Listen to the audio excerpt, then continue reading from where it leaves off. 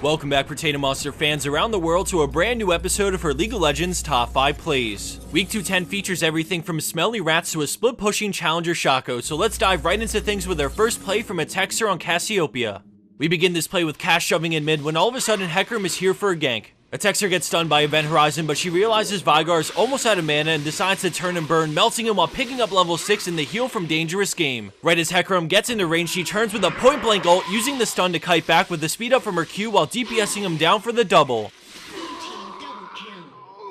Landing in at our number 4 spot, we have the Stinky Giant on Twitch with a huge play to shut down the enemy team. We start right into the action as they find a quick pick on Fizz, but he knows they're doing Baron, so he wards, opening up with his ultimate on Morgana as the shots pierce through multiple enemies and expunge on top of Baron gets him the quad. Thanks to a super bro Jarvan, Twitch is able to run around and get into range to pick up the Penta.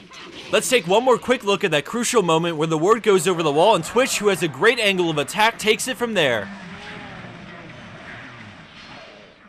Womboing his way into 3rd place is Phantomless on Gnar with a beastly play to take over a team fight. After randomly chunking Jace out with poke, Gnar and Xerath follow through for the kill as Gnar starts stacking up rage. Once Jace goes down, he starts to move towards the enemy team, catching them grouped up with a hop flash and ult, locking down all 4 players while Xerath's ult rains down. Vayne tries to play the line of sight but ends up getting a boulder to the face, giving blue team the ace and ability to siege up.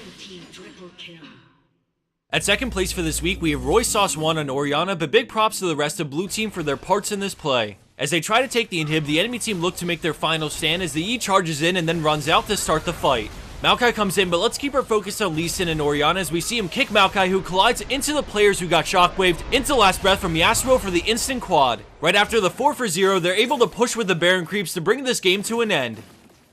Our number 1 play comes from a challenger elo game as one of the most feared solo queue Shaco players goes on a spree. Coming in with a score of 5-3-8 and 201 farm, this Shaco is not fed, just a beast at splitting and farming. So now we see him doing just that, and as he puts pressure top lane, the enemy team is forced to respawn and we see them start to close in. At this point, he's looking to get tricky and isolate them, so he runs to the wall and fakes the deceive over it, causing the enemy team to spread out to look for him. This leaves Kassadin open for a pick with Ignite and Hydra, and then he ults, using this time to stall and wait for cooldowns. He drops a box and leaves the brush, stops for a second to bait the EQ from Jarvan, and while all of this is going on, he puts his clone on Caitlyn to get her low. Thresh lines up a hook for when he revives, but Shot Clone is one step ahead and actually manages to turn the deceive into a surprise kill on Caitlyn. With nothing up, he goes into full juke mode, dodging another EQ while putting down a box that ends up double fearing them as Froggen comes in to save the day. Knowing the limits so well, Shot Clone decides to go back in, deceive dodging another Q from Jarvan before bursting him down. Froggen falls up on Thresh to take him down as well, turning the split pushing Shaco play into the game winning play.